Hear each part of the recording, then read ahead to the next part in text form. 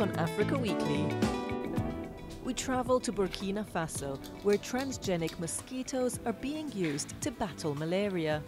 And we go on the trail of a prehistoric crocodile with archaeologists from South Africa's Wits University. But first, a summary of the stories that made the headlines this week. The UN Security Council lifted sanctions on Eritrea on Wednesday, following the landmark peace deal with Ethiopia and a thaw in relations with Djibouti. The Council, which had slapped sanctions on Eritrea in 2009 for its alleged support of al-Shabaab insurgents in Somalia, unanimously adopted a British-drafted resolution lifting the arms embargo, all travel bans, asset freezes and targeted sanctions against the country. The resolution calls on Eritrea and Djibouti to continue efforts to settle a 2008 border dispute and asks Asmara to release information concerning Djiboutian soldiers missing in clashes a decade ago. At least 42 passengers were killed in Zimbabwe on Friday after a suspected gas cylinder exploded on a bus on a highway between the South African border and the second city, Bulawayo.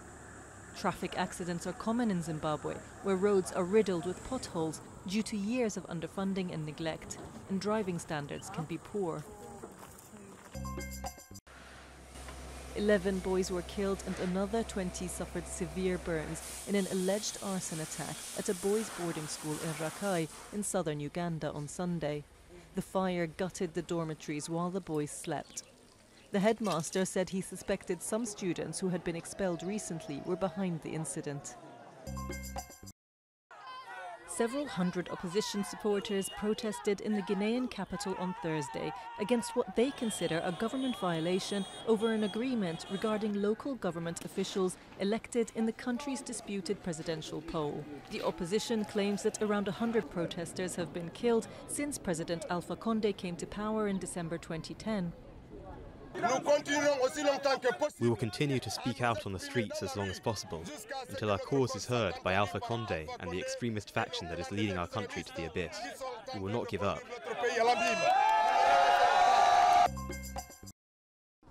Almost 2,000 minibus taxi drivers and passengers were arrested in Kenya on Monday as police began enforcing long-ignored road safety rules.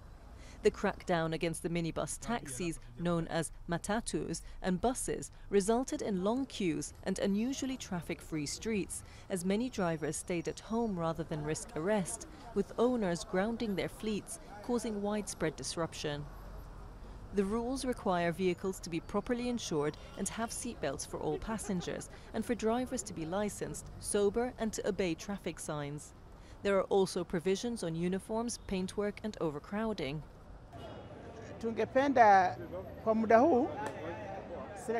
We would like the government to soften their stance on the issue. And while it does, those in the transport industry should also step up and try to comply with the rules to ensure that the situation is back to normal.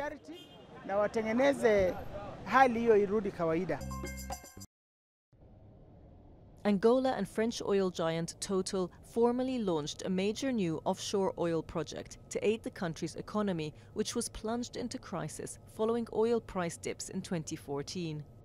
Project Kaombo, located in the Atlantic Ocean 250 kilometers from the capital Luanda, is Angola's most significant offshore venture and cost $16 billion.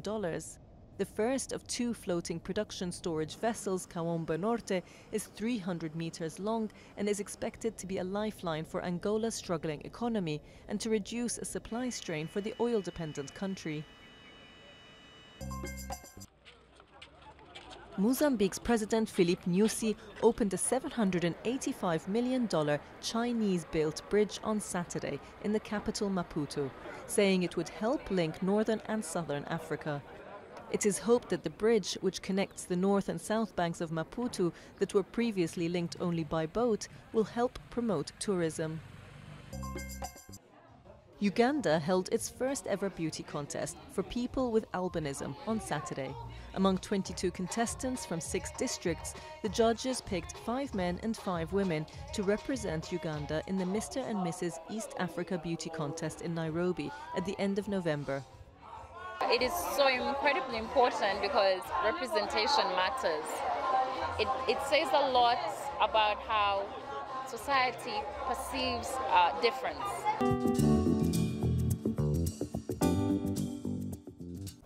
For the first time in Africa, a genetically modified insect will be released into the wild. Developed in this lab in Burkina Faso, 10,000 transgenic mosquitoes will be released to battle malaria in a new project authorised by the National Biosafety Agency.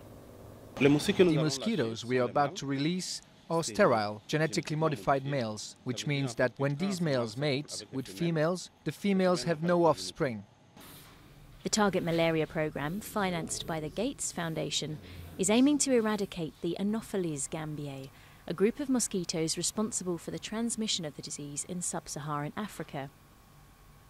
Malaria killed nearly 450,000 people worldwide in 2016 and some 21,000 people in Burkina Faso alone. What is the objective for us with this technology? It's to reduce the density in a really drastic way, to the point that even if there are few individual mosquitoes left, that number can no longer transmit the disease, so it can save millions of lives. I think it's extremely important. But the project's facing pushback in Burkina Faso, with a local environmental group protesting the possible health and environmental repercussions.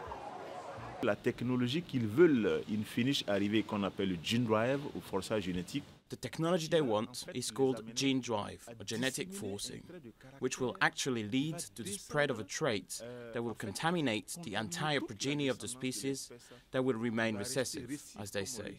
It will be very, very dangerous. Très dangereux. The group has filed an appeal to prevent the release of the mosquitoes, but the project remains ready to go. The transgenic insects are scheduled to be released when their maturity coincides with ideal weather conditions.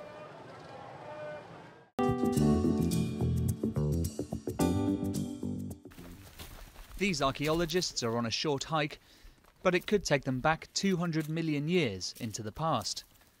The team from Wits University is hunting for previously unknown species.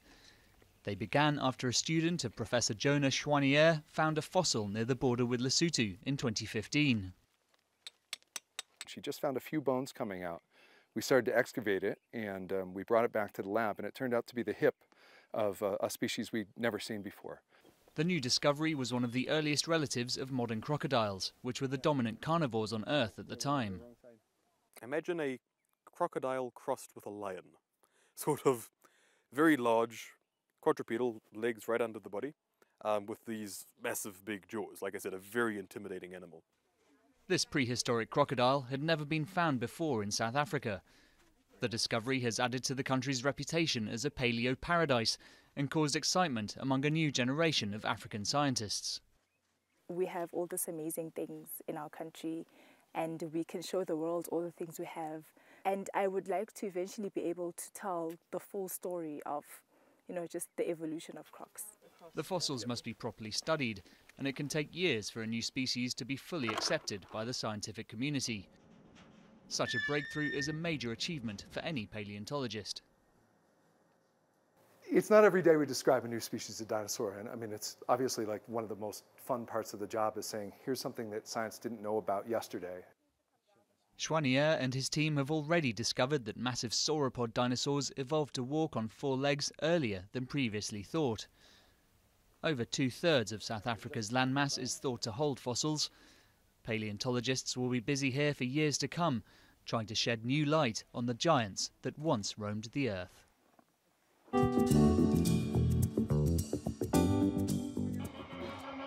Ugandan pop star turned opposition MP Bobi Wine appeared on stage on the outskirts of the capital Kampala on Saturday.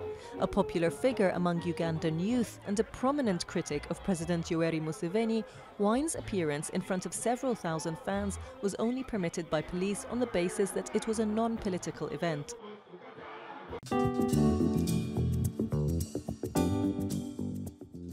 Tunisian football fans celebrated on Saturday as their national Esperance team defeated Al Ahly of Egypt 3-0 to win a third CAF Champions League title. It was a huge morale boost for the Blood and Gold, whose previous Champions League successes came in 1994 and 2011.